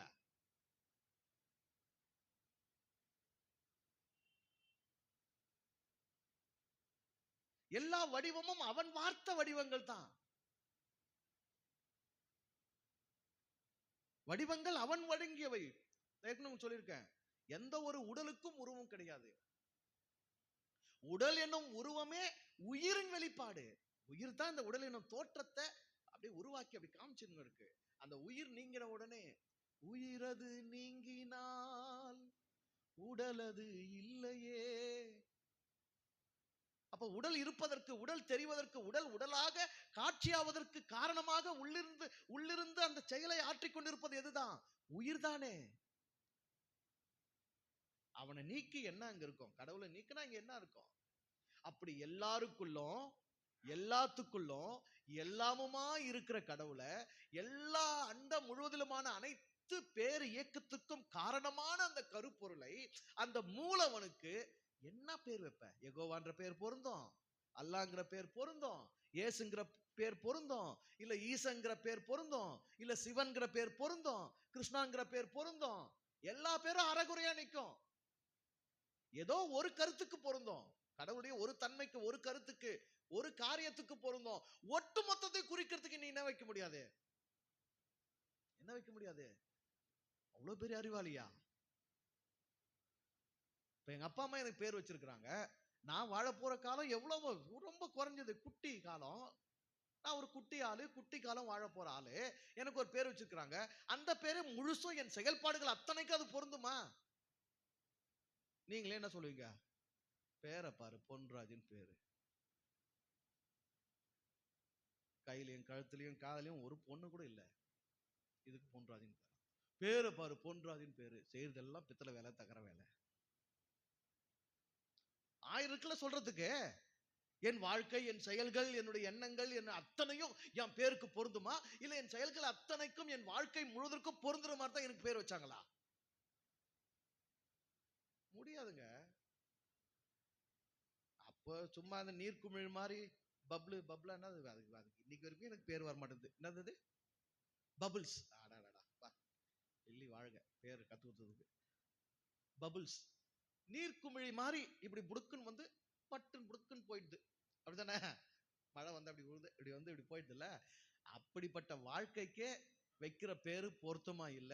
அந்த வாழ்க்கையினுடைய அனைத்து செயல்பாடுக்கும் பொருந்துற மாதிரி ஒரு பேர் வைக்க முடியலன்னா, உலகத்துக்கே ஆதியானவன், உலகம் எப்போ தோன்றுதுன்னே கணக்கு இல்லை, உயிர்கள் எப்ப தோன்றுதுன்னே கணக்கு இல்லை, இந்த பிரபஞ்சம் எப்ப எப்படி உருவாச்சுனே கணக்கு இல்லை. யுக யுகமா எத்தனையோ பல்லாயிரம் ஆண்டுகளுக்கு முன்பாக இருந்து இந்த உலகம் இருக்குங்கிறாங்க. அதுக்கு முன்னால் இருந்து இருக்கிறவன், இதெல்லாம் நீங்கின பிறகும் இருக்கக்கூடியவன், அந்த இறைவனுக்கு அவனுக்கு பொருந்துற மாதிரி பேர் வைக்கிறதுக்கு அவனோட பெருசா ஒரு இறைவன் வந்தாதான் வைக்க முடியும். சரிதானே? இன்னொரு பிரபஞ்சத்தை இதை விட பெருசா எவனா படைச்சு, அந்த பிரபஞ்சத்துல இதை விட அதிகமான புவனங்களையும் சராசரங்களையும் அண்டங்களையும் படைச்சு, அந்த அண்டத்துல இதை விட பெரிய பூமியை படைச்சு, அந்த பூமியில இந்த பூமியில இருக்கிற உயிரை விட அதிகமான உயிரினங்களையும் காலத்தையும் ஒருத்தன் செஞ்சு, இதெல்லாம் தாண்டின ஒருத்தன் படைச்சான்னா, அவன் இதை பார்த்து இதுக்கு என்ன பண்ணலாம்? ஒரு பேர் வைக்க முடியும். அப்படி வைக்கிறதுக்கு அவன் வருவான். அப்ப தமிழ் இறையியல் கடவுளுக்கு என்ன சூட்டல? ஐயா, பெயர் சூட்டல. ஏன் பெயர் சூட்டல? முடியாது. முடியாதுன்னு ஒத்துக்கிறதாங்க இறையியல். முடியாதுன்னு ஒத்துக்கிறதா இறையியல். உண்மையை உண்மையின்படி அணுகு, உண்மையை உண்மையின்படியே கருது, உண்மையை உண்மையின்படியே அறிவு. எனக்கு எட்டின, திருவள்ளுவருக்கு எட்டின அறிவு என்ன, புரிதல் என்ன, உணர்வு என்ன? எழுத்துக்களுக்கெல்லாம் முதன்மையாக இருக்கிறது போல உலகுக்கெல்லாம் ஆதி பகவன், ஆதி மூலமான அந்த இறைவன் முதன்மையாக இருக்கின்றான். சரி, உங்க அறிவு சூரியன் வரைக்கும் தான் போதா? அதோட நில்லு. ஆனா அதுதான், அது மட்டும் தான் நிக்காத. உன் அறிவு இடமும் பொருளும் என்பதை தான், இடமும் காலமும் என்பதை தான் அவர் குறித்தார்னு போதா? சரி, அது வரைக்கும் போ, அங்க நில்லு. நீ எது வரைக்கும் வரிய வாது, உன்னுடைய உரிமை. ஆனால் உண்மை அதனையும் கடந்து இருக்கிறது. ஆதி பகவன் திருவள்ளுவருக்கு மட்டும் அப்பா அம்மாவா? ஔவையாருக்கு மட்டும் அப்பா அம்மாவா? ஒவ்வொரு தமிழனும், ஒவ்வொரு உலக மனிதனும் உணர்ந்து கொள்ள வேண்டும், என் தாய் தந்தை யார் தான்? ஆதி பகவன் தான். எனக்கு அப்பா அம்மா லட்சுமி சுப்பிரமணி இல்ல, அவங்க வழி. உண்மையிலேயே என்னுடைய பெற்றோர் யாரு? ஆதி பகவன். அப்பா அம்மா யாரு? ஆதி பகவன். அவன் தான் என்னுடைய மூலம், அவன் தான் என்னுடைய ஆதாரம், அவன் தான் என்னுடைய முதன்மை. என் உயிர் அவனிலிருந்து வெளிப்பட்டது, என் உடல் அவனிலிருந்து வெளிப்பட்டது, என் உள்ளம், என் உணர்வு, என் உணர்ச்சி, என் பசி, என் தாகம், என் காமம், என் தூக்கம், என் உழைப்பு அத்தனையும் அவனிலிருந்து வெளிப்பட்டிருக்கிறது. இந்த உலகமே அவனிலிருந்து வெளிப்பட்டிருக்கிறது. அவன் தான் என்னுடைய உண்மையான பெற்றோர். இதை உணர்ந்துக்க. இதுதான் இறையியல். கடவுளை உன்னுடைய நேரடியான அப்பா அம்மானு ஒத்துக்கிறது தாங்க, புரிஞ்சுக்கிறது, உணர்ந்துக்கிறது தாங்க முதன்மை இறையியல், முதன்மை கடவுள் அறிவு. ஆனா மற்ற உலக இறையியல் எல்லாம், உலகத்துல உண்டான மத இறையியல் எல்லாம் ஆப்பே எங்க தான் வைக்குது? இந்த அறிவுல தான் வைக்குது. யூதன் என்ன சொல்றான்? கடவுள் அப்பா அம்மா தான், அப்பா தான், ஆனா யாருக்கு? எங்களுக்கு மட்டும்ன்றான். கிறிஸ்தவன் என்ன சொல்றான்? கடவுள் அப்பா தான், ஆனா யாருக்கு? இயேசுவை விசுவாசித்து அவர் வழியா வர்றவங்களுக்கு மட்டும்ங்கிறான். இஸ்லாமி என்ன சொல்றான்? கடவுள் அப்பா தான், நிகரற்றவன் தான், அன்புடையவன் தான், இரக்கமுடையவன் தான், ஆனா யாருக்கு? முகமது நபியை விசுவாசிக்கிறவங்களுக்கு, இஸ்லாம ஏற்றுக்கொண்டவங்களுக்கு, 5 கடமைகளை சரியா செய்யறவங்களுக்கு, 5 வேளை சரியா தொழுகை செய்யறவங்களுக்கு, இவங்களுக்கு தான். இங்க இந்து மதம் என்ற பேர்ல இவன் நான் ஏமாத்தினுக்கிறான். அவன் அப்பன் தான், அவன் தந்தை தான், ஆனால் யாருக்கு? முதன்மையாக தலையிலிருந்து வந்தோம் பிராமணர்கள், நாங்க தோலிருந்து வந்தோம் சத்திரியர்கள், தொடையிலிருந்து வந்தோம் வைசியர்கள். சில பேருக்கு அவன்கிட்ட என்னவே இல்ல, பஞ்சமர்களுக்கு அவன்கிட்ட என்னவே இல்ல, இடமேல அவங்ககிட்ட இருந்தே வரலன்றான். டேய், கடவுள் கிட்ட வரலன்னா வேற எங்க இருந்து வந்திருப்போம்? சோ முதல் அடியே தமிழை எங்க அடிக்கிறான் பாத்தியா? உலக மக்களுக்கு மண்ட மேல அடிக்கிறான். அனைத்து உயிர்களுக்கும் தாய் தந்தடாவ. அவனுக்கு போய் நீன்னா அவனுக்கு அது எங்க அப்பா அம்மாவை வந்து நீ சொல்லுவியா? எனக்கு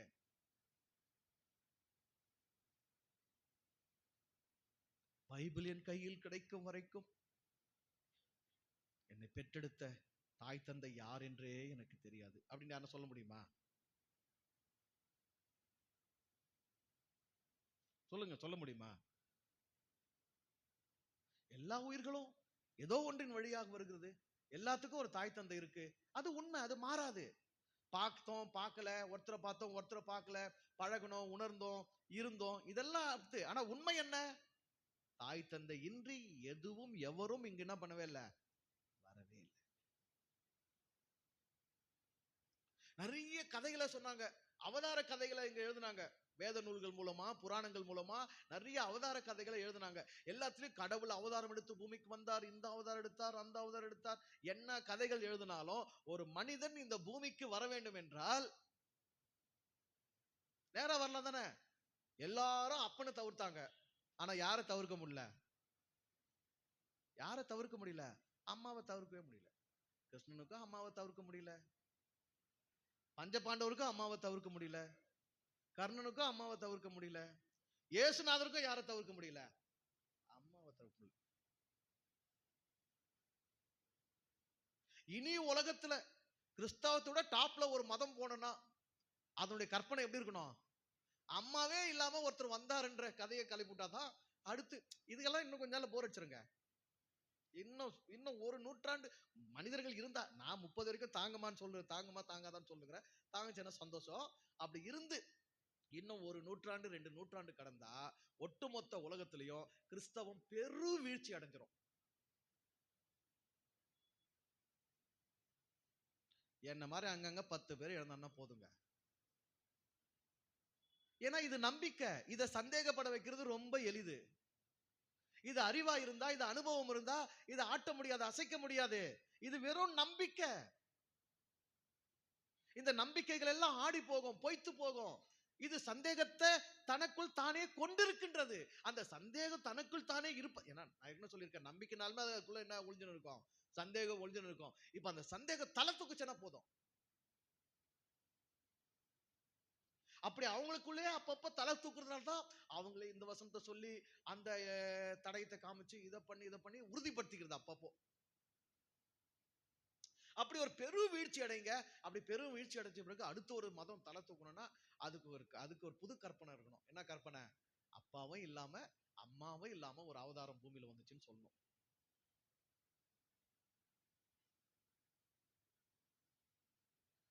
தாய் தந்தையை எப்படி தவிர்க்க முடியும்? ஒரு மூலம் இல்லாமல், ஒரு மூலப்பொருள் இல்லாமல் எது ஒன்றும் எப்படி வெளிப்பட முடியும்? அனைத்துக்கும் ஒரு மூலம் இருக்கிறது அல்லவா? அந்த மூலமானவன் இறைவன். இது மேசை, இது மேசை.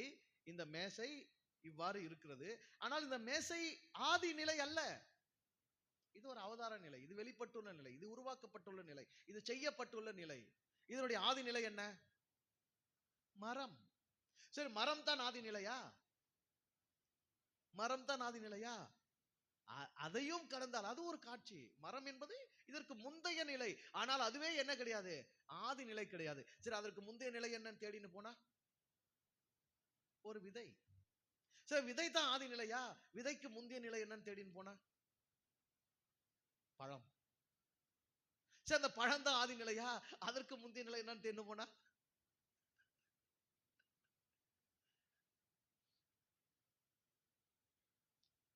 இப்படி ஒவ்வொரு வெளிப்பட்டிருக்கின்ற எழுத்துக்கள் ஒவ்வொன்றிலும் ஆவை தேடுவது போல, எழுத்துக்கள் ஒவ்வொன்றிலும் அகரம் ஒளிந்திருப்பது போல, படைப்புகள் ஒவ்வொன்றிலும் அதை ஆக்கினவன், அதன் மூலமானவன் ஒளிந்திருக்கிறான். அந்த ஆதியை தேடு. எதை தேடு? ஆதி. உன் ஆதியை தேடு, உன் அப்பனை தேடு, உன் ஆத்தால தேடு. அவன் உனக்குள்ள எங்க எப்படி இருக்கான்னு பாரு. என்ன இறையில் வகுப்புல சொன்னோன்னு நினைக்கிறேன். முட்டையிலிருந்து கோழி வந்தது, முட்டையிலிருந்து கோழி வந்தது. இப்ப கோழி நான் எங்க இருந்து வந்தேன்னு கேக்குது. நான் வந்த முட்டை எங்க? முட்டையிலிருந்து வந்தேன்னு சொல்றோம். அந்த முட்டை எங்கன்னு கேக்குது. எப்படி காமிக்கிறது? எப்படி காமிப்பீங்க? எப்படி காமிப்பீங்க? என்னன்னு சொல்லுவோம்? அந்த முட்டை தான் நீயா இருக்கிறது, அதுதான் நீ. அது உன்னுடைய மூல நிலை, அதனுடைய ஆதி நிலை. இப்போ நீ இந்த நிலையில் இருக்கிறாய். உன்னை அதை என்ன பண்ண முடியாது? பிரிச்சு காண்பிக்க முடியாது. அதுக்குள்ள இருந்தா நீ வந்துட்ட. அது அது முட்டையா, மஞ்சக்கருவா, வெள்ளக்கருவா, அந்த ஓடோட இருந்த அந்த வெள்ளை அந்த அந்த முட்டை தான் இப்ப முழுசா என்னவாயிட்டுக்கிற? நீ கோழி ஆயிட்டு.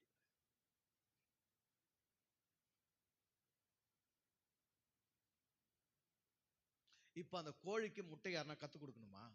முட்டை யாருன்னா காண்பிக்கணுமா? முட்டை யாருன்னா பைபிள் எழுதி கொடுக்கணுமா?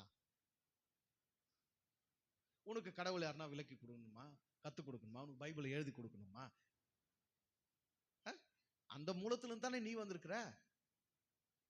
உனக்கு முந்தைய நிலை அதுதானே. அதுதான் உன்னுடைய ஆதி, அதுதானே உன்னுடைய துவக்கம். அதுல இருந்து தானே வெளிப்பட்டு இருக்கிற. அதை போய் யார உனக்கு எந்த மொழியில உனக்கு எழுதி கொடுக்கணும்?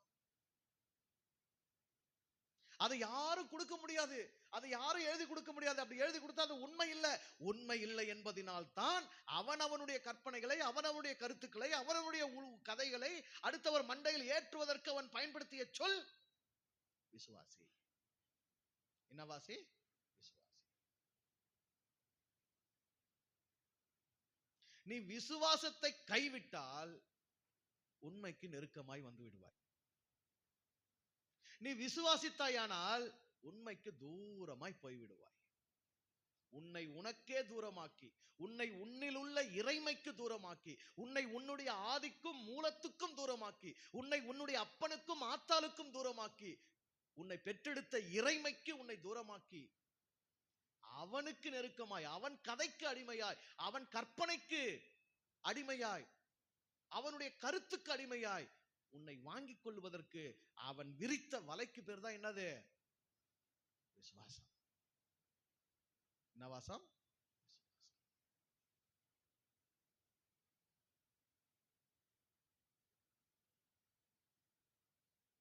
இப்ப இந்த தமிழ் இறைகள், தமிழையும் சொல்லும் இந்த இறைகள் அகர முதல எழுத்தெல்லாம், இதெல்லாம் வாய்ப்பு இல்ல. இந்த இறை வசனத்தை வாய்ப்பு கிடைக்கும் போது நல்லா வாயார சொல்லிடணும்ல. அகர முதல எழுத்தெல்லாம் ஆதி பகவன் முதற்றே உலகு.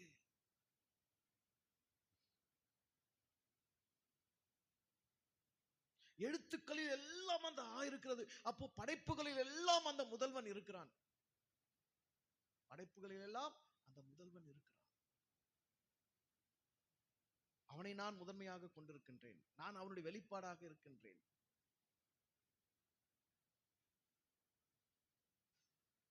இந்த உண்மைக்கு எவ்வளவு தூரப்படுத்திட்டாங்க உங்களை, இந்த உண்மைக்கு எவ்வளவு தூரப்படுத்திட்டாங்க. இங்க இருக்கிறாரு, இப்படி இருக்கிறாரு விசுவாசி, இவர் வழியா தான் என்ன பண்ணோம் போனோம் விசுவாசி, கர்த்தராகிய இயேசுவை விசுவாசி, மரியாவை விசுவாசி, இந்த தூதர்களை விசுவாசி.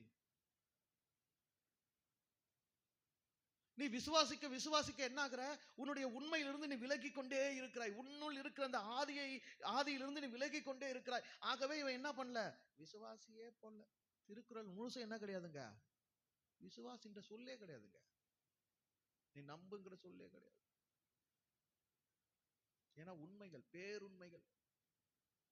நீ ஒத்துக்காம போது உன் பிரச்சனை. அதே போல நீ ஒத்துக்கலன்னா உனக்கு மிரட்டலும் கிடையாது. ஆனா வேத நூல்கள், மத நூல்கள் அத்தனையிலையும் நீ ஒத்துக்கலன்னா உனக்கு சாபம், உனக்கு மிரட்டல், அச்சுறுத்தல், பயமுறுத்தல், கேடு, நரகம். விதியின் விளைவை சொல்வது வேற.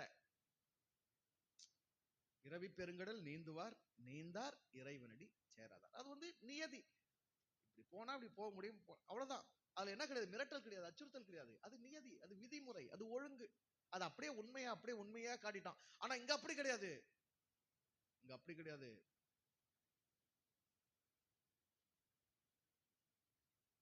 விசுவாசியாதவர்களோ நரக ஆக்கினைக்கு உட்படுத்தப்படுவார்கள்.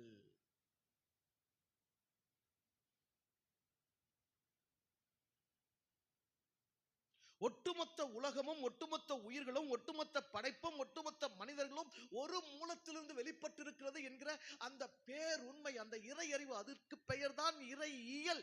இறையியல் என்பது இந்த உலகத்தில் இருக்கிற அத்தனை இயங்கியலையும் உட்படுத்தி விளக்குவது, எதிலிருந்து பிரிப்பது கிடையாது. நாங்கள் தேர்ந்து கொள்ளப்பட்டவர்கள், நீங்கள் தூரமானவர்கள், நாங்கள் சொந்த பிள்ளைகள், நீங்கள் கடன் வாங்கின பிள்ளைகள், நாங்கள் பெற்றெடுக்கப்பட்ட பிள்ளைகள், நீங்கள் தத்தெடுக்கப்பட்ட பிள்ளைகள், நாங்கள் நல்ல ஒலிவ மரம், நீங்கள் காட்டு ஒலிவ மரம், நாங்கள் உயர் ஜாதியினர், நீங்கள் தாழ் ஜாதியினர். இந்த வேலையெல்லாம் எங்க கிடையாது, எங்க கிடையாது, உண்மையில் கிடையாது, இறையியலில் கிடையாது. ஆனால் தாங்க உலகத்துள்ள எல்லா மதமும், எல்லா இனமும், எல்லா இலக்கியமும், எல்லா மொழியும் தமிழை வெறுப்பதற்கும் தமிழை அழிப்பதற்கும் ஏன் இவ்வளவு துடிக்கிறது? உண்மை அங்க கொட்டி கிடக்குது. அந்த உண்மை வெளிப்பட்டா, இந்த உண்மை உலகத்துல தலையெடுத்தா, இந்த தமிழையும் உலகம் முழுவதிலும் விவரிக்கப்பட்டால் ஒட்டுமொத்த மதங்களும் அடிபட்டு போகும், ஒட்டுமொத்த வேதங்களும் அடிபட்டு போகும், ஒட்டுமொத்த கடவுள் கருத்துக்களும், தேவாலயங்களும், மசூதிகளும், கோயில்களும் அத்தனையும் அடிபட்டு போகும். ஒட்டுமொத்த கடவுள் பிசினஸும் காலி ஆயிடும்.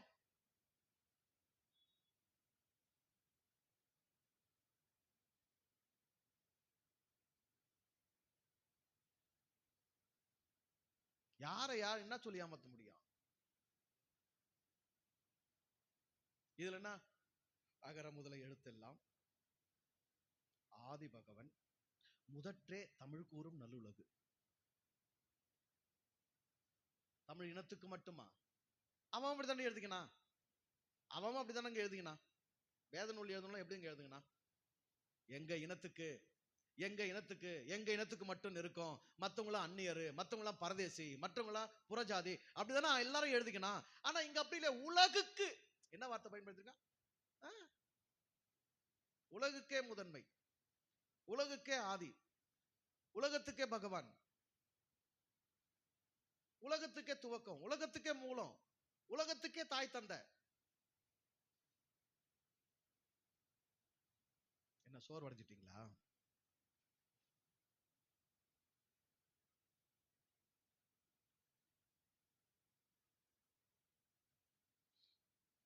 இறைமையை, அந்த மூலமானவனை எவர் ஒருவரால் தன்னுடைய தாய் தந்தையாக புரிய முடிகிறதோ, உணர முடிகிறதோ, அவருக்கு அடுத்த வெளிச்சமே என்னதான், அடுத்த வெளிச்சமே என்னதான், இந்த உலகமே என் குடும்பம் தான், என்னுடைய அப்பனுடையது தான், என்னுடைய ஆதியினுடையதுதான், அனைத்திற்கும் அவன் தான் மூலம் என்கிற இந்த இந்த அறிவினுடைய அடுத்த கட்டம், மறுபாதி அதுதானே. எனக்கு அப்பா, எனக்கு தாய் தந்தைங்கிற அறிவு ஒரு ஒரு ஒரு நாணயத்தின் ஒரு பக்கம்னா, அடுத்த பக்கம் என்னதான், அனைவருக்கும் ஆனவன் என்பது தானே. இப்ப சொல்லாதானே,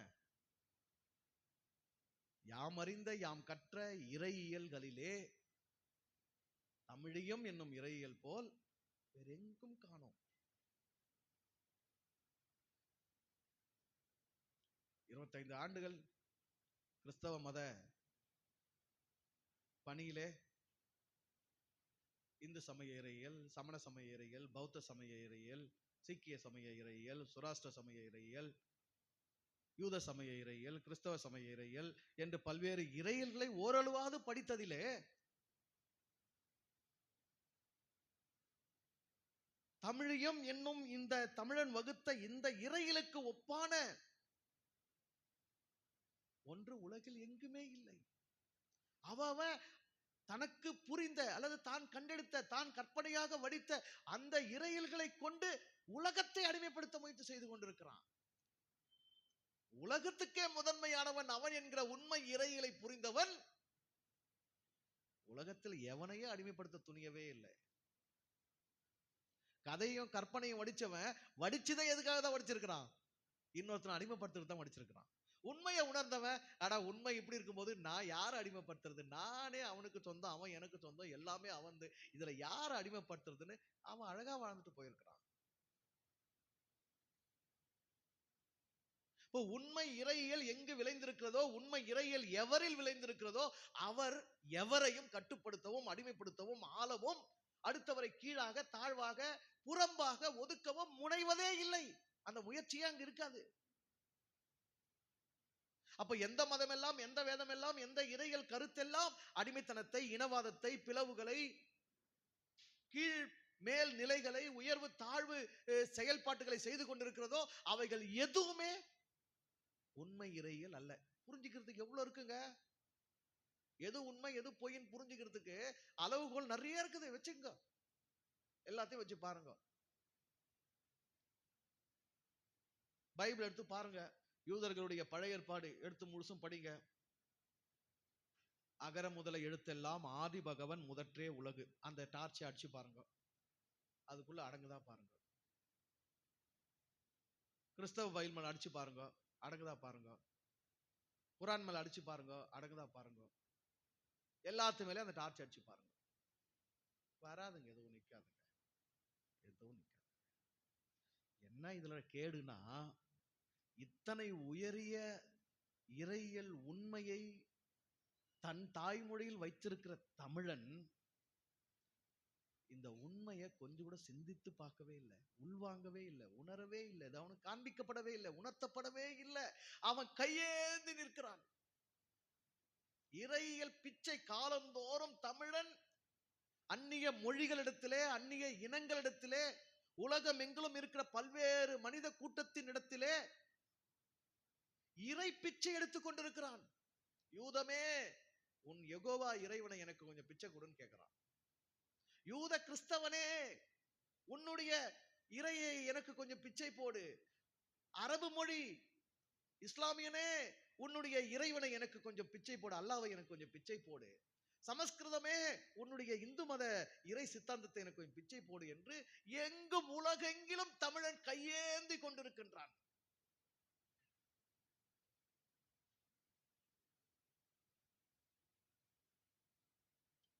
இன்றைக்கு தேவாலயத்துக்குள் நின்று கொண்டு யூத ராஜசிங்கம் உயிர் தெழுந்தார், யூத ராஜசிங்கம் உயிர் தெழுந்தார் என்று பாடிக்கொண்டிருக்கிற ஒவ்வொரு தமிழனும் யூதன் கையிலே இறையியலை, இறை கருத்தை கையேந்தி பிச்சை கேட்டு நின்று கொண்டிருக்கிறான். உன்னுள் உள்ள இறையை, உன்னை படைத்த இறையை, உன்னுடைய மூலமான இறையை, உனக்கு ஆதி பகவன் ஆதி பெற்றோராய் இருக்கிற அந்த இறையை, நீ எதிலிருந்து வந்தாயோ, உன்னை நீயாக நானாக எது படைத்ததோ அந்த இறை உன்னிலே கலந்து கரைந்திருக்கிற அந்த இறையை யூதத்தில் போய் ஏன் பிச்சை எடுக்கிறாய் என்று கேள்வி கேட்டால், கேள்வி கேட்கிற என் மேல கோவப்படுறான். ஏன்டா இவ்வளவு பரிதாப நிலைக்கு போன? கடவுள் உனக்குள்ள இருக்குதுடா. உன் உயிரா உன் உடம்புல இருக்குதுடா. உனக்கு அதுதான் சுவாசத்தை பண்ணின்னு இருக்குதுடா. உன் இதயத்தை அதுதான் துடிக்க வச்சுன்னு இருக்குதுடா. உனக்கு செரிமானத்தையும் அதுதான் நிகழ்த்தி இருக்குதுடா. உனக்கு பசி அதுதான் தூண்டி விடுதுடா. உனக்கு ருசி அதுதான் விலங்க பண்ணுதுடா, அனுபவமாக்குதுடா. அனைத்துமா இருந்து அந்த ஆதி அந்த மூலம் உனக்குள்ள இருந்து உன்னை ஆக்கி அதுதான் உன்னை இயக்கி கொண்டு இருக்குதுடா. அதை வெளியே தேடாத, அடுத்த மொழியில பிச்சை எடுக்காத, அடுத்தவங்கிட்ட கையேந்தாத. எபிரேயத்திலிருந்து அது உனக்கு வராது, லத்தீன்ல இருந்து வராது, கிரேக்கத்திலிருந்து வராது, அரபு மொழியிலிருந்து உனக்கு வராது, சமஸ்கிருதத்திலிருந்து வராது. அது உன்னுடைய தாய்மொழியில ஆளே இருக்குதுடா. உன் கடவுள் எங்க இருக்குது? நீ ஆணு வாய் போல்ந்தேனா அங்க தெரியுது, அங்க இருக்கிறதே என்னதான்? உன்னை படைச்ச கடவுள் தான்டா. கையேந்து பிச்சை எடுக்காதரான்னா என்ன கெட்ட வார்த்தையில எழுதுறான், என்ன பூலுங்கிறான், எனக்கு சாவு வருங்கிறான், என்ன சபிக்கிறான்.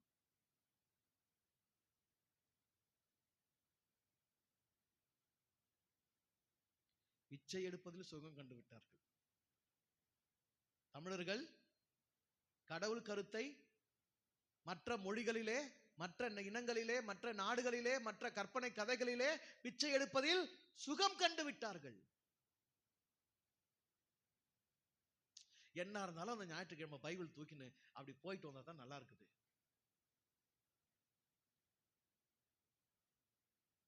இல்லைங்க அது உண்மை இல்லை, உண்மை இப்படி இருக்கு. உண்மைதான், புரியுது. ஆனாலும் வழக்கமா பிச்சை எடுத்து எம்மா தாயே அண்ணா அக்கா எம்மா எக்கா பிச்சை போடுக்கா பிச்சை போடுக்கான்னு கேட்டு பழகிட்டோம்ல. நாம நினைச்சுக்கிறோம் அல்லேலூயா அது வீர சொல்லா, வீர சொல்லா. அது ஒரு பிச்சை குரல், பிச்சை குரல். அந்நிய மொழியில் என்ன சொன்னாதான் அது பிச்சை குரல். அது சொல்லி சொல்லி போயிட்டதுனால இப்போ இங்க வந்தா என்ன இவங்க அல்லையா சொல்ல மாட்டேங்கிறாங்கோ, எது சொல்ல மாட்டேங்கிறாங்க, அது சொல்ல மாட்டேங்கிறாங்க, என்னமோ நல்லால மாதிரி தெரியுது. ஏமா சில நூற்றாண்டுகளாக உன்னை பிச்சையில பழக்க வச்சு உன்னை நான் 5 வருஷத்துல வந்து உனக்கு அந்த பிச்சையில இருந்து வெளியே கொண்டு வர முடியுமா? எனக்கு சில நூற்றாண்டுகள் ஆகும் தானே. ஆகுமா ஆகாதா? ஆகும் தானே. நீங்க என் கூட சேர்ந்து ஆஹா ஓஹோன்னு சொல்றதுக்கு, சொல்ல வைக்கிறதுக்கு இன்னும் எத்தனை நூற்றாண்டுகள் ஆகும்னு தெரியாது. அது வரைக்கும் சிலைகளோடு தான் நான் என்ன பண்ணி ஆகணும்.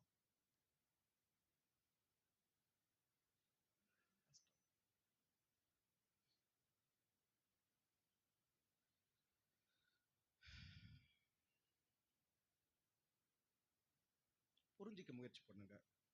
உண்மை ரொம்ப தெளிவாகவும் எளிமையாகவும் உனக்கு நெருக்கமாகவும் இருக்கிறது தான் உண்மை. உனக்கு தூரமா உண்மை இல்லை. கடவுள் என்பது உன்னுடைய மூலம், உன்னுடைய பெற்றோர், உன்னுடைய ஆதி, உன்னுடைய ஆதாரம். அது வேறு எந்த மதத்தின் வழியாகவும், எந்த வேதத்தின் வழியாகவும், வேறு எந்த மொழியின் வழியாகவும் உனக்கு வருகிறதல்ல. உன்னுடைய உயிரிலேயே உறைந்திருக்கின்ற ஒன்று. மத மயக்கத்திலிருந்து உலகம் தெளிவு பெறட்டும். உண்மைக்கு நெருக்கமாய் தமிழர்கள் தமிழியத்துக்கு திரும்பட்டும். தமிழியம் எழட்டும், தமிழியம் வெல்லட்டும், தமிழியம் தரணி எங்கும் பரவட்டும். அந்த தமிழியத்தை, தமிழ் இறையிலை உலக மனிதர்களுக்கு கொண்டு போய் சேர்க்க வேண்டிய கடமையை, பொறுப்பை நாம் உணர்ந்து கொள்வோம். அகர முதல எழுத்தெல்லாம் ஆதி பகவன் முதற்றே உலகு.